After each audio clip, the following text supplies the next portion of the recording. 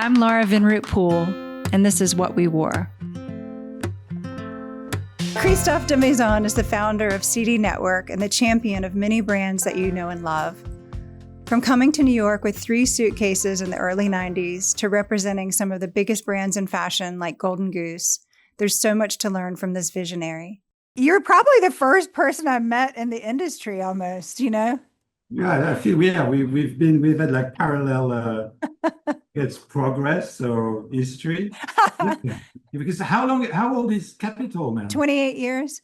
28, yeah. Yeah. And so officially, I incorporated 25 years ago as CD Network, but I was doing stuff before then, kind of Well, like I know that because I met you in your apartment in the basement or not basement, but in the courtyard room. There was that was the second one. Oh, that was? Yeah, the first one was in the same building on the 6th floor, the 1 bedroom. And I have a beautiful story about what has happened in that apartment. Well, we'll wait for that. Yeah. But tell me, it may be a little bit obvious, but where are you from? Ah, come on. I've been here a very long time. I don't have any accent. No, you don't. I'm French. That's shocking.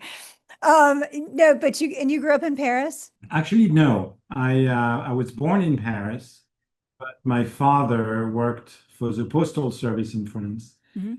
And every time he got a promotion, we moved. So it's a little bit like a military family. Yeah. So I actually grew up in Normandy, near Bordeaux, near Limoges, and then towards the end, it was mostly in the southwest where my mother's from. So, Huh. anywhere from like Lourdes to Albi to, all around there in that region.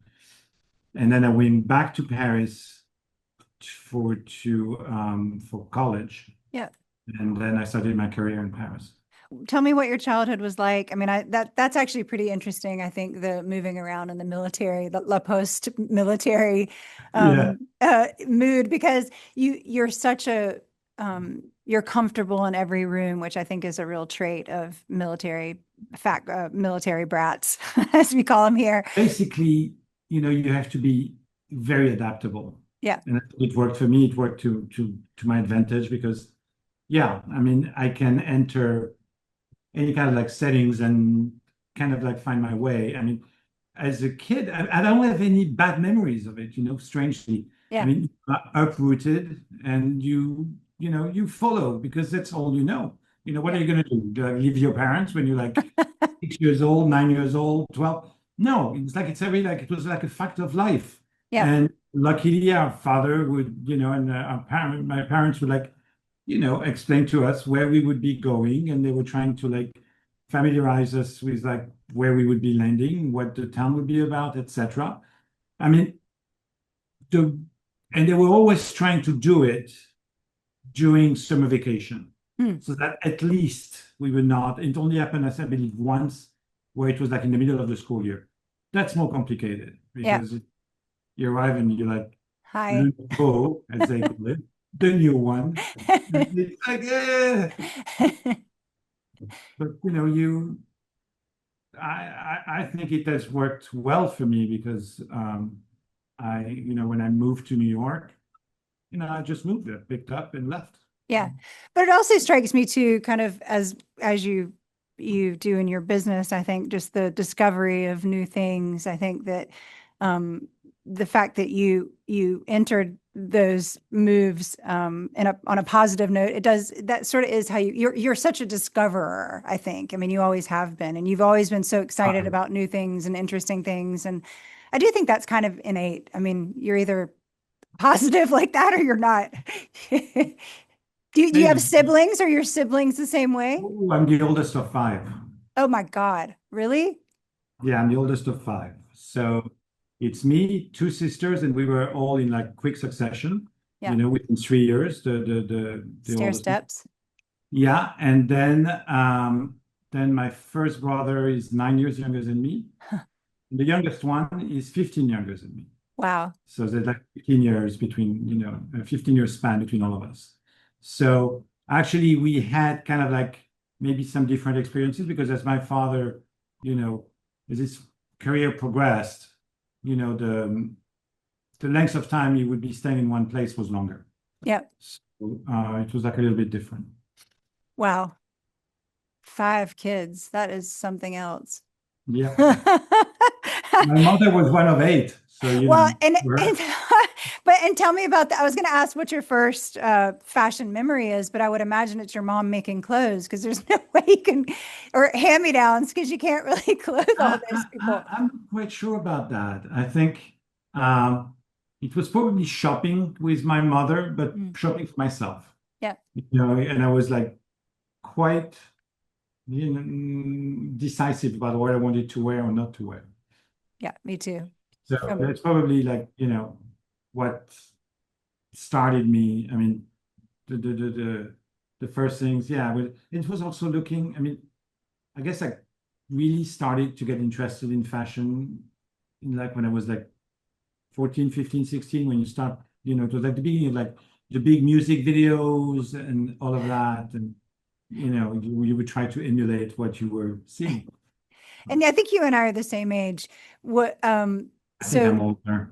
a little bit, Mm. tiny bit, maybe, but tell me what did initially, when did you start to focus your studies on design and fashion architecture?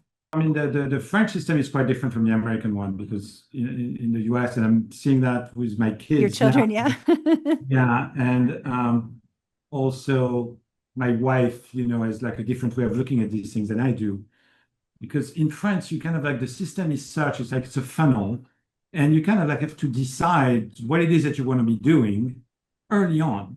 Because you applying to schools, at least the top schools, they're like, you do either engineering or you do business or you do law, but it's that early on. And right after, baccalaureate, which is basically the end of high school, wherever you go from there is where you're going to be or should be. So, so it's like the early 80s, and I started really like some reason reading like fashion magazines or whatever, and became really kind of like not obsessed but really interested in it.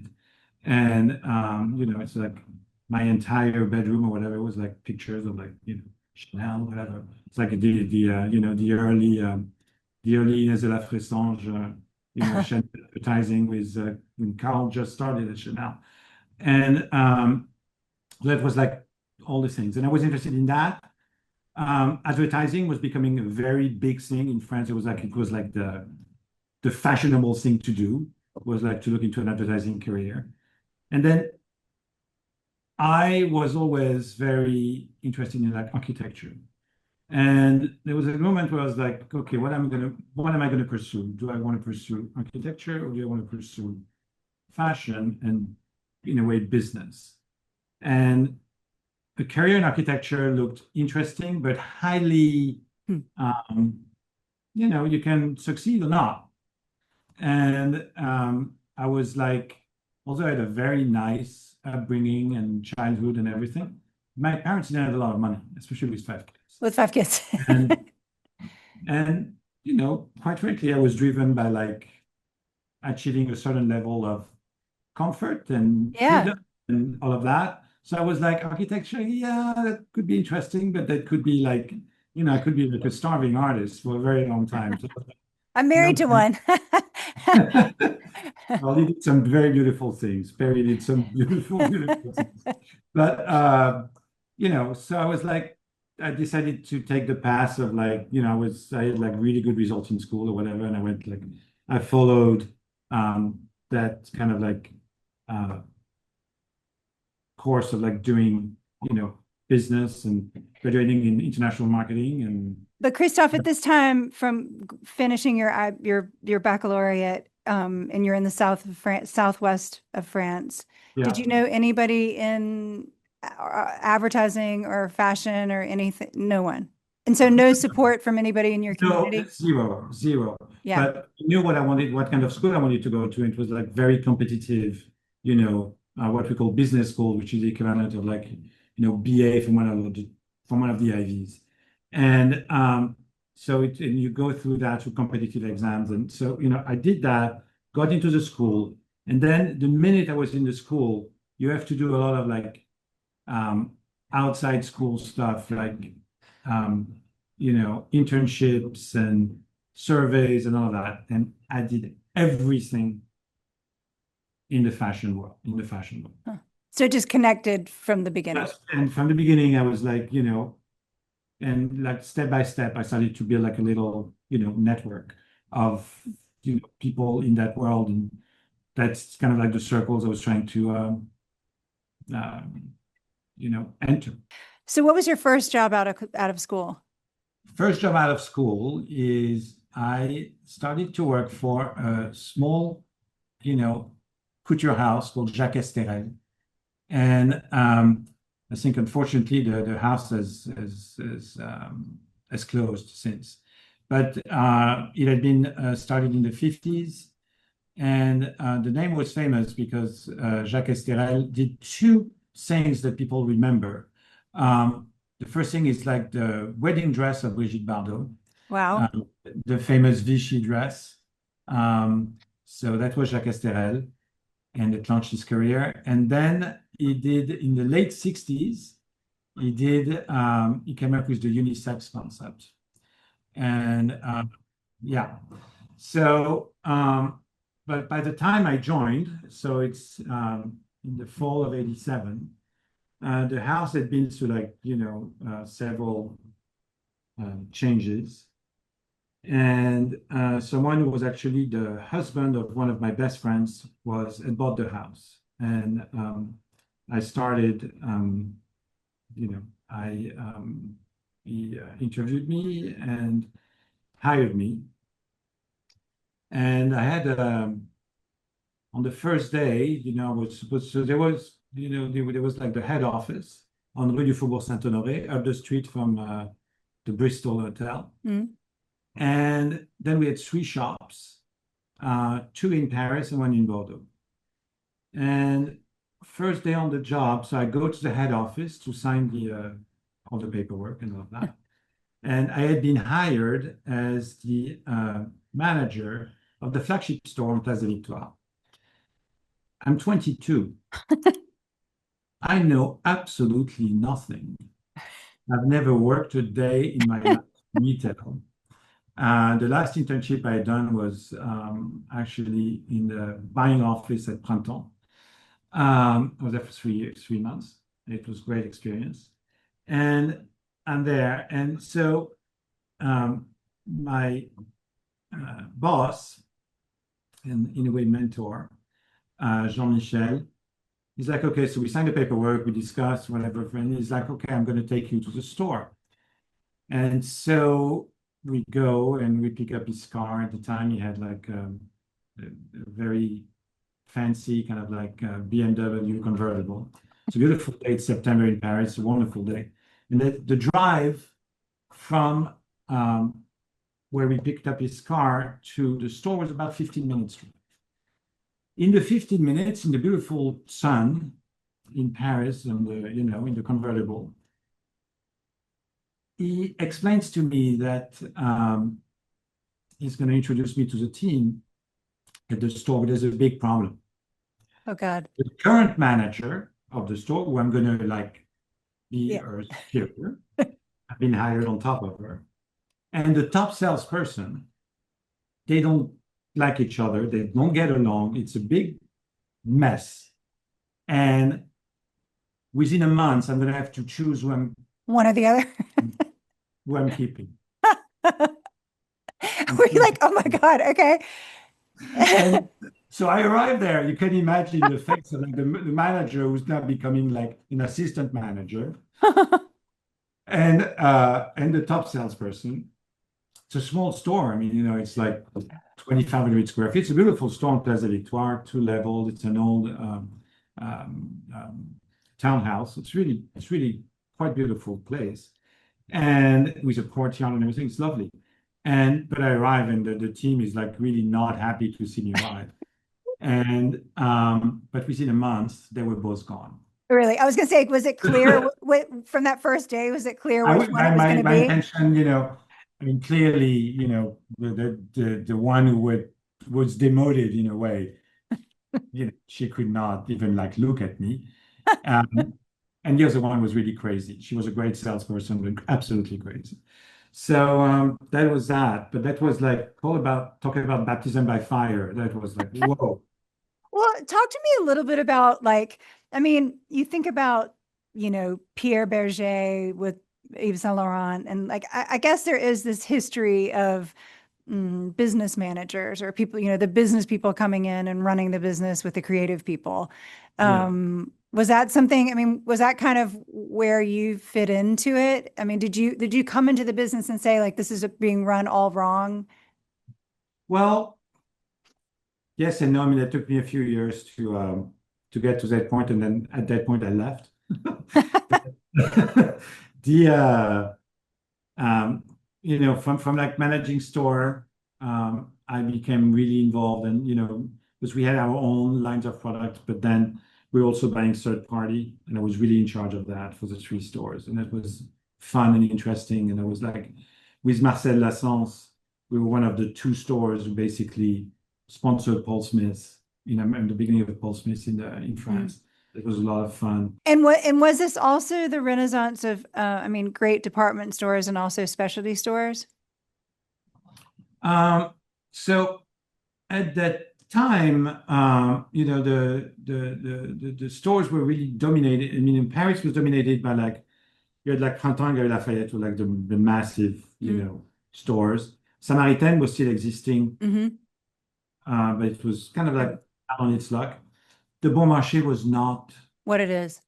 what it is. It was barely a blip. Mm. Um, but you had like phenomenal stores. One actually tried to hire me. You had like Old England. It was like Mm.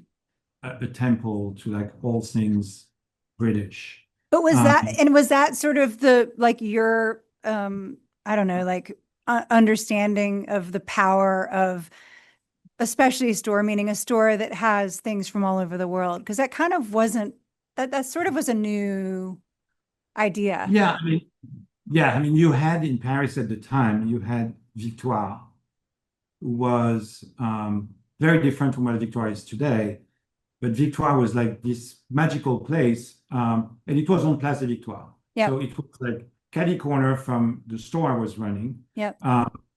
Place de Victoire at the time was like kind of like the center of like fashion in Paris Mm. because that's where Kenzo had his flagship store. Mm-hmm. You had Mugler, Mm-hmm. you had Montana, Montana. Yep. Montana, Yogi, Comme des Garçons. They were all down the street on Etienne Marcel. Wow. And Jean-Paul Gaultier was around the corner on Galerie Vivienne. So that side of Paris was like ebullient with fashion. Mm. And Victoire was the only one who was like a multi-brand. But it was kind of like this thing where like no man pretty much would be able to enter because it was like this, not a big store, but it was kind of like a salon. And women would go in there to shop. And Françoise Chassagnac, who was like the kind of like the soul of Victoire, would pick things from like everywhere, in different places, different price points or whatever. And the woman would go in there and basically like a little bit like that famous store in Brazil. I Oh think yeah, yeah. Yes, yes. I'll think of it. where men were actually barred. Yeah, yeah. Well, it was not, they were not barred in Victoire, but you wouldn't go there because basically women just like very freely like Dressing. undress and just like play. Yeah. But so Victoire was there, and then the other place you had Victoire, and then you had Maria Luisa. Oh yeah, yeah. Maria Luisa Yeah. started right around that time, She was and legend. took She had the and Manolo she was store. a very strong voice, very very powerful. She was a strong woman. She was Yeah. Venezuela, Yeah. and she had like a passion and a vigor and a kind of like And a point technical, of view, a real point of view. strong point of view, Yeah. real point of view. Yeah. But it's where I believe I'm not mistaken in saying she was the first one to buy John Galliano. She Manolo. was, and then at Printemps you had a corner of la Créateur where my very very very close friend of mine was running it, and we ended up doing things together after I moved to New York. And so this is such an exciting time. How did you leave Paris? Well, basically what happens is like I'm still in my job 3 years later. Um, You and fired the manager and the head salesperson. yeah. It's later. There's no, we have sold the retail stores at that point. Mm. And the person I was working for, who I adored, kind of like didn't stick to a strategy. It was kind of like changing ideas every 5 minutes. And I had become exhausted of it. I had gone to New York a couple of times after graduation, and I had loved New York. And the second, I don't know if it was the first, second trip, I had just bought a Discman at the time. Discman. And I'm walking down Broadway listening to music, and I'm like, this feels so right. One day you have to live here. And so I'm back from Christmas vacation. I think it's January 91. And I'm sitting at my desk on Faubourg Saint-Honoré, and I'm like, I'm done. I'm done. And so I resigned. I couldn't just up and leave, because in France, when you resign in a position of a management position, you cannot just go like that. So I owed some time to the company, so I could leave late April. I had some vacation left. I needed to go to Japan to finish a project, and then I had some vacation left. I asked if I could take, the days of vacation. I was like, yeah. And so I came to New York, and to make sure that's what I wanted to try and do. And I decided it was the right thing. And May 17th, 1991, I arrived in New York with 3 suitcases. And no job. No job. And so what did you do? No job. I had sent a whole bunch of letters to all the American brands I could think of, and they were not present in Europe, saying, how about you hire me and I do stuff for you? Everybody answered very politely, but there was no bites. So I came. I knew a couple of people in the city, and in the business, in particular, someone who was running the branch of the French consulate, looking after French businesses here. And I came with a vague idea of what I wanted to do, and basically what ended up happening, I talked to 3 young designers I was close to in France, and opened a first kind of showroom. And what was it called? It's called Rive Droite Agency. Rive Droite. Rive Droite. I love it. Okay. And nobody could pronounce it. Yeah, but it was not Rive Droite. Exactly. Could have been Right Bank, but I think Right Bank was, I think there's a publisher called Right Bank. Okay. In any case, I had taken a loft in Chelsea, and so it was like the 1 bedroom, and then the loft, and was where I would show collections. That lasted about 6 months. I went bankrupt very quickly. And why, Christophe? You didn't understand the model? Yeah, and it was just it was like I knew nobody. Yeah, you knew no stores. I didn't know any stores. But I managed to sell a few things. I met the buying offices. I met at the time there was someone called Jean Butterfield who was working with a few stores. I met Catherine Dittline at that time. I met the people at Barney, and I had done some of these young designers that I had brought, I knew because I had helped them, kind of on the side in Paris. And they were doing trade shows, and I was friends with the person who was producing Atmosphere trade show in Paris, who at the time was the trade show, and I was quite close to her. So I had some links and some, so I'd met some people. I knew the people at Charivari, I knew some people at Barney's. So I sold these collections to a few stores, but the collection that I had sold the best, the the designer in question didn't have the money to send me the his His collection, fee. the second season. So Yeah. I showed the first season, we made order, so it was like, haphazard. Yeah. And And what did it feel like to fail? Was it, how did it it was feel? not good. But was it scary? I mean, you'd moved your whole life here. You started this. It was kind of scary because, Yeah. I failed, I ran out of money, Yep. and luckily I had some good friends, and then I started, kind of like living in friends' apartment, friends' couches. That's lasted for a while. Yeah. Uh, and I started doing like some freelance work, For other um, showrooms or other for, showrooms, and what did you learn in doing that you had been doing wrong?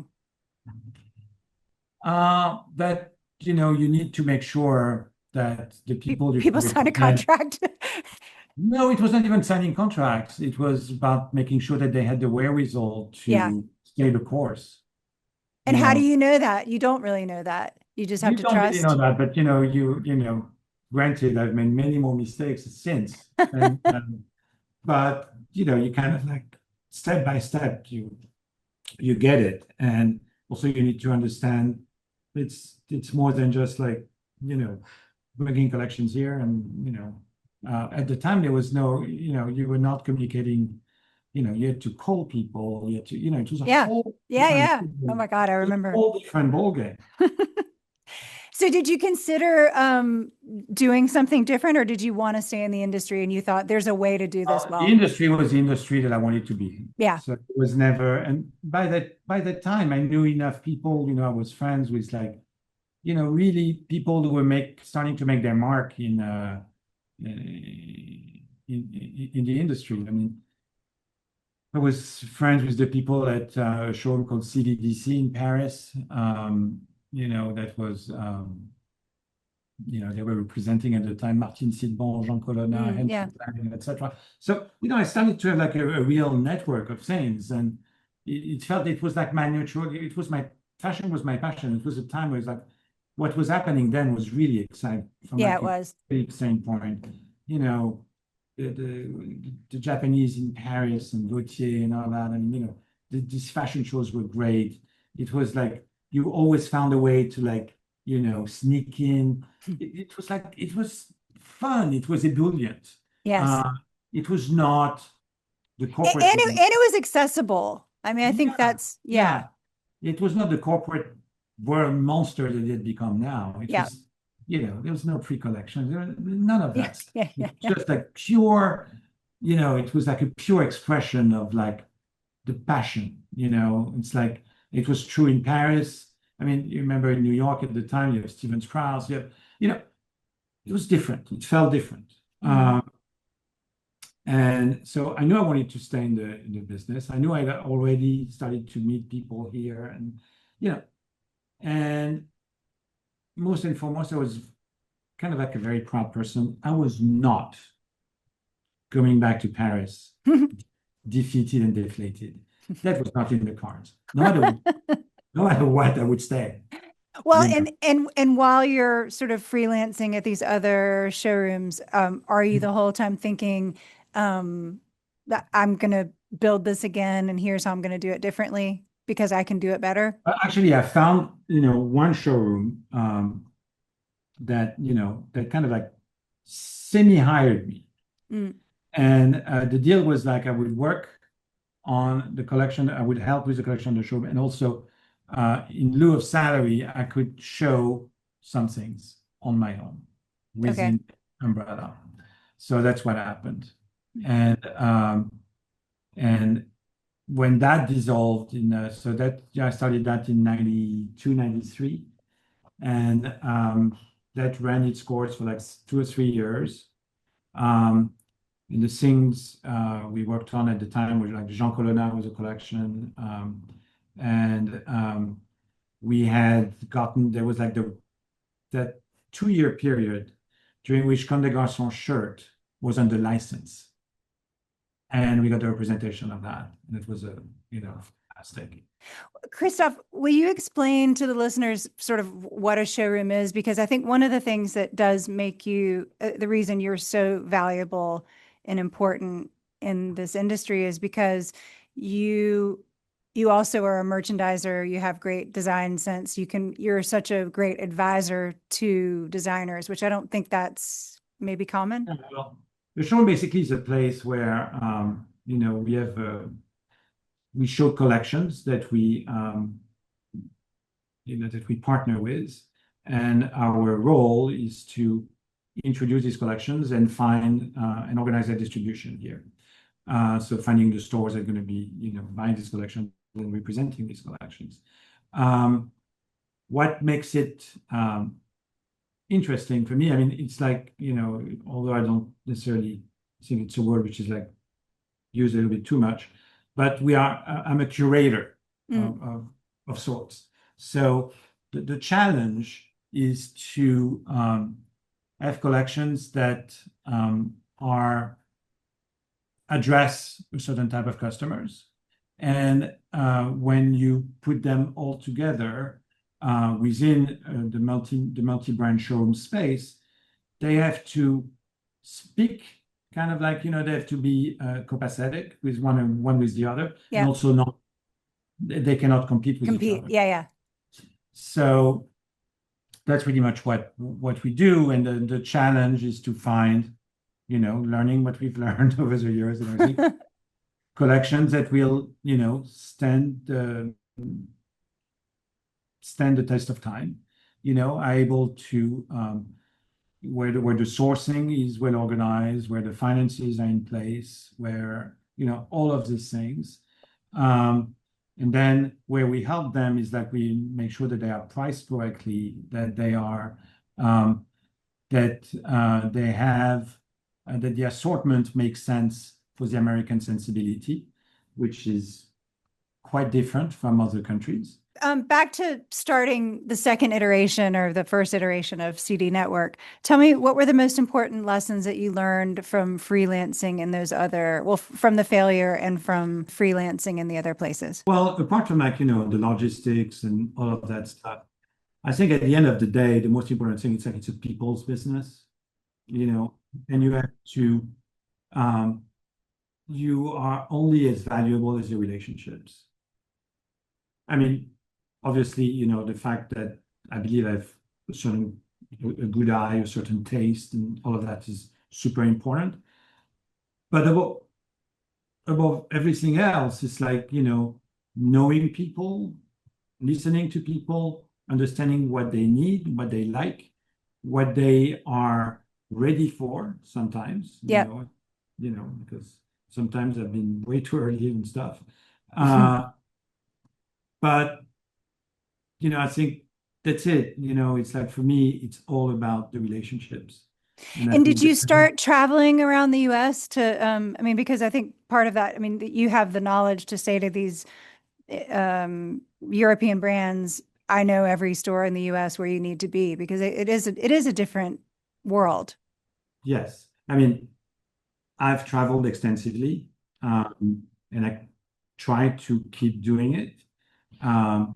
It's not always easy, because that's also one thing that, European partners need to understand. This is a very big country. Yeah. No joke. It takes as much time to go to LA than to go to London from here. Well, and it's interesting too, because now you can, I mean, with social media, with e-commerce, like you actually can learn quite a lot that you couldn't in that day, right? True. Oh, it's completely different. I mean, the access to information It's so interesting. is almost detrimental at times. Yeah, exactly. No, because I think one of the beautiful things about what we do is like discovery and surprise, discovery, be able to surprise people. Yeah. And that's way more difficult to do. And it's one of my biggest worry for the generations which are growing up right now. Mm-hmm. It's like how to instill in them surprise, and the way to wait for something, to desire. Yeah. And delight.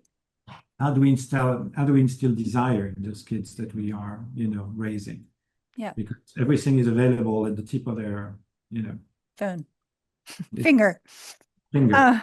Was there a particular designer that changed the course of your business? Oh, clearly, yeah.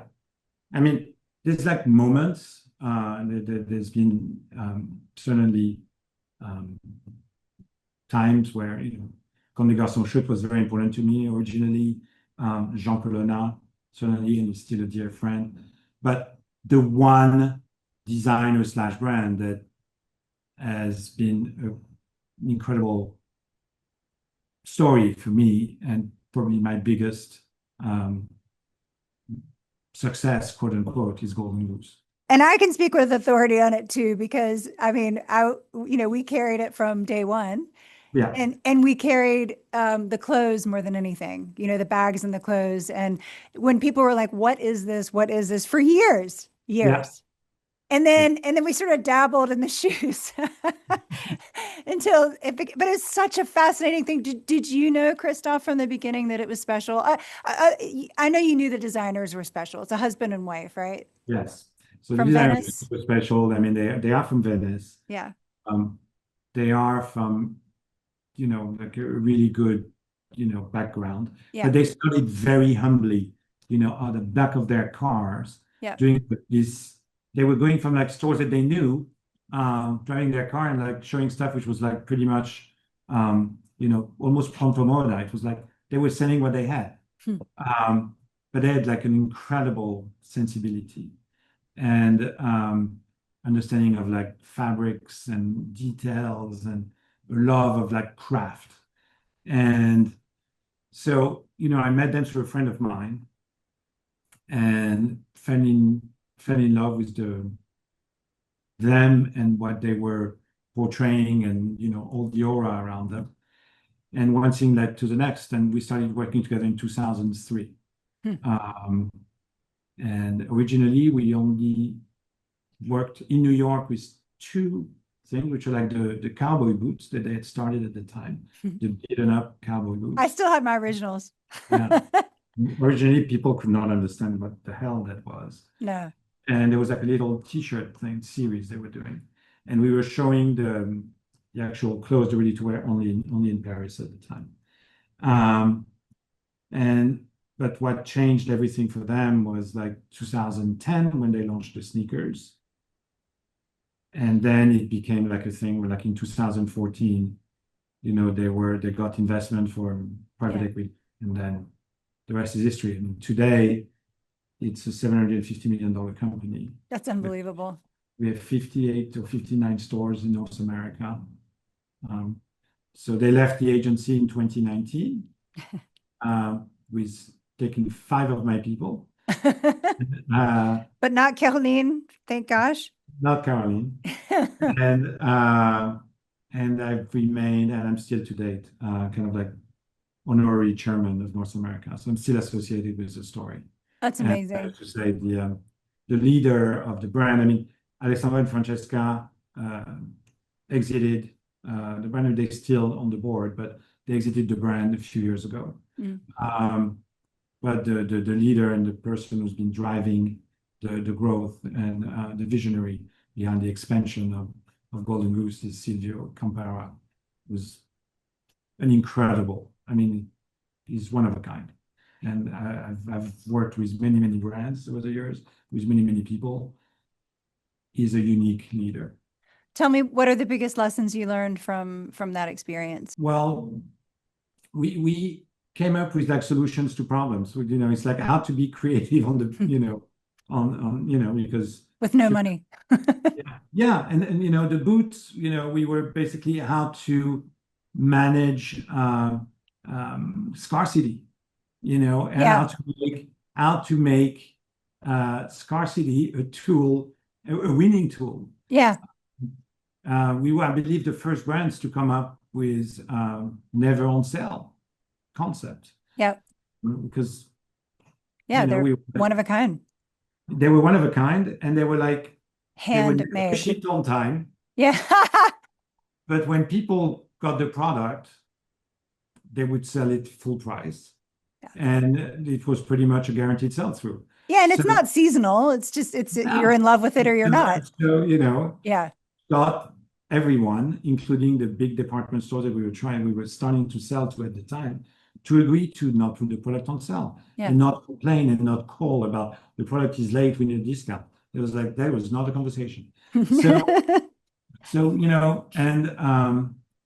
but I also, through Golden, it's like kind of like a culture of like innovation and what curiosity, because like doing different things, trying to like address things in a creative way. And I learned the power of retail. Yeah. And direct retail, because it's incredible. We've spoken with a lot of women about becoming mothers in the middle of their careers. And I want to talk to you a little bit about that and about you're married to an American woman who I think is a book editor. Did I make that up? Yeah, she was a book editor by trade. She's mostly my right and left hand on all things admin and HR. Love it. Yeah. But tell me about raising children in America and how that was different and what you were surprised by. Well, I have two athletes. Were suddenly not part of my upbringing, or any one of us, actually, the five of us, my sisters or my brothers, we not. So, that was like really from the very beginning, it was very important in our family and for my wife that it would be competent swimmers by the age of 3. It's like all of these things, and that's very different. Well, it's so funny too, Christophe. I just finished Keith McNally's book, and he talks about to his son, who is a hockey player, and it's particularly Manhattan. He said like every weekend we were going to Merrimack and like all these Great Neck and all these places he'd never been to, these suburbs, but to go to sports events. Yeah. So there's that. Adapting also to like the idiosyncrasies of like the American education system. Yeah. Which is, again, I was telling earlier, very different. And also my kids Luc went to the Lycée Français all the way through middle school. Then he went to boarding school for high school. And Josephine hated the lycée, so we took her out when she was 7. And so she's been in the completely American system ever since. And how's her French? Okay. Her French is good now. At first she was anti. She's someone who needs to feel very competent about things, and she felt that her French was not up. She would choose not to speak it. Now it's so there's that, and then it's like not only American kids, but they also like New York, Manhattan kids. Yeah. So it's a different animal. It's a whole but they're also super well traveled. They've grown up in a very different ways than I did. Yeah. Which is great. I know one of the answers to this, but I'm going to ask anyway. Tell me, what have been your biggest challenges over the last 25 years with CD Network? I was involved in one of them. The recession. Yeah. Certainly, the recession was one. Yes. 2008 was not easy.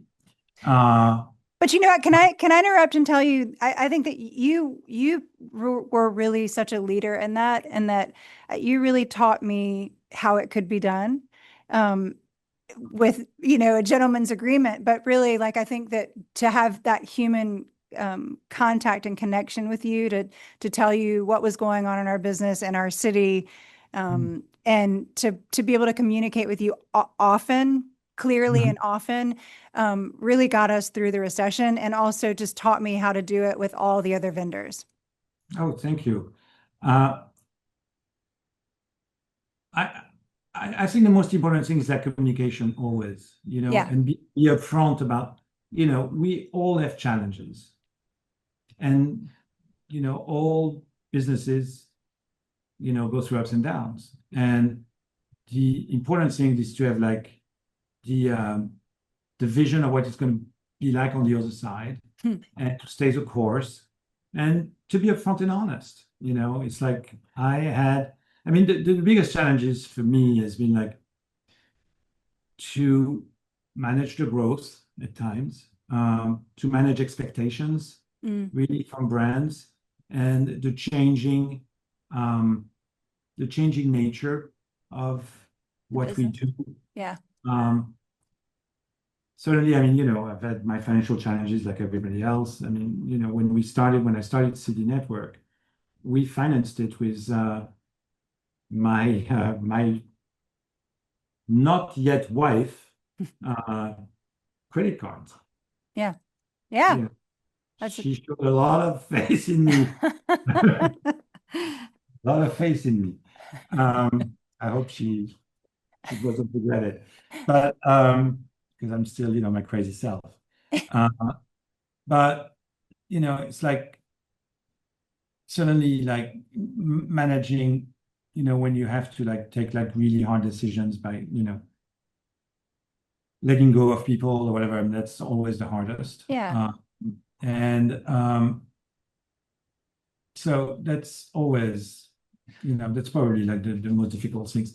I've been lucky that like through the, recession in 2008 is when I signed a lease for a new showroom in 2009. I kind of like did the same thing at the exit of COVID. So I think, trying to like look at like these difficult times also as times of opportunity. Yeah. Because Yeah, oftentimes you have always done that. I do know that about you. yeah, but I love the idea of always having that vision of what it's going to look like on the other side and what you're working towards. Because I think people can, especially entrepreneurs, can lose that. yeah, and at times it's not easy and it's not obvious. What are the changes that you'd like to see in the industry over the next decade? Well, Because we were a part of, I mean, we were wishing things would change during the pandemic, and they really didn't. yeah, and I'm about to talk about that because that's the thing. I mean, and I think they are all touching on it in a way, but no one is really, I mean, no one is really acting upon it. And it's hard. I mean, it's really hard because you feel that you're on these cycles, and if you get out of the cycle, then all of a sudden are you still relevant? So certainly, during the pandemic, there was like all this debate about slowing down, being more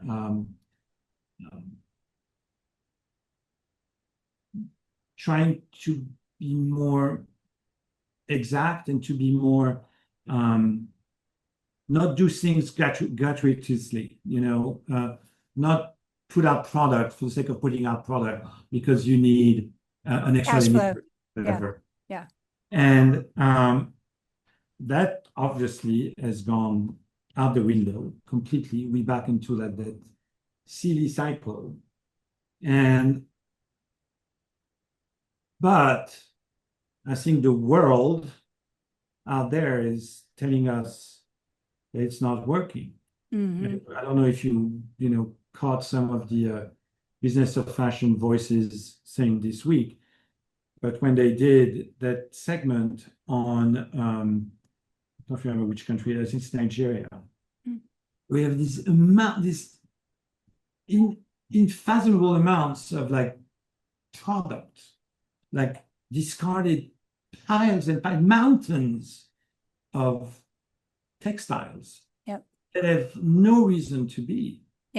And they are destroying the lives of these people, and we don't know what to do with them. And when you hear about, and I don't know if these practices still happen, of like, luxury brands like burning stuff, it's like enough. Oh my God. It's like we need to, and I think the consumers also, in a way, telling us that in some places anyway. And I think it's part of our responsibility to not try and show too much. It's like, let's be more. That's what I relish about the time of when I started this business was a time of pure creation, the time of there was like a freedom and a joy about what we put out there. And I think in fashion should be about that. Should be about that sense of joy because we can all find stuff to put on our backs. So it's not difficult. But you want things that are going to be meaningful, that are going to have an intrinsic quality where you know that the people who made them, were able to eat and sleep in a proper place. Yeah. Basic things, but which are, and quite a few of the collections we work with now only show twice a year. And I'm like, Thank you. Good for you. It's like, I mean, are you on your way to Paris next week? Yeah, I'm Milan. Yeah. Yeah. You know what I mean? It's like, and you'll be on your way again at the end of January. January. Yep. And in February. February, then in March. And it's like, at some point, it's like, really? I know. I mean, I feel that I've felt that for a long time, but So there's that. So, it's like, number one, it's like trying to find some sort of balance and balance in all of it, balance in all our lives, the people who are in the industry. I think we also want some balance. I'd like to have like more time to go visit stores around the US, or spend more time, it's like all the brands you work with are like, oh, come see us in the factory. And I'm like, I'd love to, but I don't know when. I'm starting a new project right now in Portugal. I went to them. I left in the morning in Paris, came back the same night. I never saw the town. I never saw anything. It's like, so, for my own personal sanity, during each trip, at least I try to at least one museum. That's like a rule at this point. Me too. Yeah. But that brings me joy. I'm happy to be in a museum and look at beautiful things. And but so it's like kind of like slowing down. And I like to, and I think that's coming. I think there's a return of like, and I think the new generation that is responsible for that. I think there's a return to a sense they want truth in the thing that they buy and then the thing that they choose to put on themselves. Yeah. It's a generation that's been so, they were born with, the phone and all that. They were born with like being bombarded of stuff. When they buy things, they don't want to be marketed to. At least I looked at my son or my daughter. They don't want to be, it's very hard to cheat them. Yeah. Well, our children are the same age, but they're major vintage shoppers. I mean, that's the only thing my daughter wants to do. Well, they do vintage. They do, or if they buy new, they buy because it's something they discovered without somebody marketing it towards them. They don't, they are they inure to marketing. They just, it's interesting to. And do you think about that in your business? I mean, do you worry about that? I mean, to have to like. No, because I think we try to, I mean, there's very, very few of the things that we do, which are like really mass market or really like, Yeah. I mean, we do have mostly, we are, we're in a niche market with niche brands, most of it. Yeah. So, and we try to work with brands which have like, stand for something that's quality, there's quality to the product that we sell. So I feel fairly okay because we are not into the big machines. I don't have. You've never been. No. What do you hope that your impact has been on the fashion industry? I hope I brought new and interesting things to people. You did. That I help some brands to, flourish. Not to go back, but with Golden Goose, I mean, the company now has like thousands of employees around the world. But when I go to the headquarters in Milan, where I go like regularly, there's always new faces and everybody knows who I am. Yeah.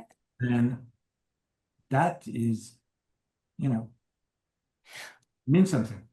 Okay, southwest of France. Did you have a prom? No. Did you have in the UK they call it a marquee event? Did you have a like a graduation party or something? No, it's not. It's It's not not done. part of No it's not. celebrating.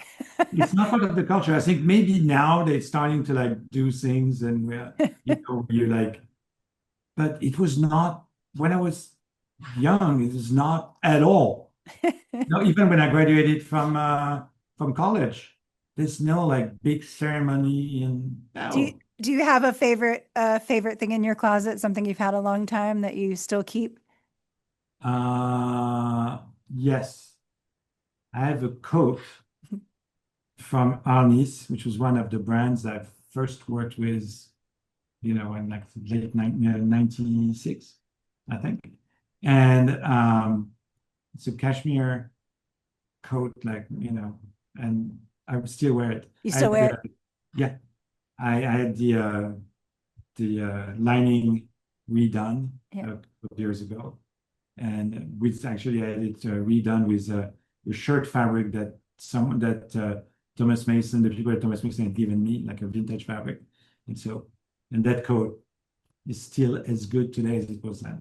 I love that. Is there anything that I haven't asked that feels important? No, it was a fun conversation. It was, but I always have fun conversations with you. I love talking to you. I love being with you. And I appreciate you so much. I hope that you know Well, that. thank you. Thank Yeah. you. It's been a joy, seeing, I feel, like seeing, I think there's like a few of us on like that time of like, oh, I think we've all grown up together. We really have. And then You, me, and Caroline. I admire what you've done quite, because I think you've done something very special, very meaningful, Thank and you. very rare. Very Thank rare. you. Well, I think, just to be still standing. Thank you, Christophe.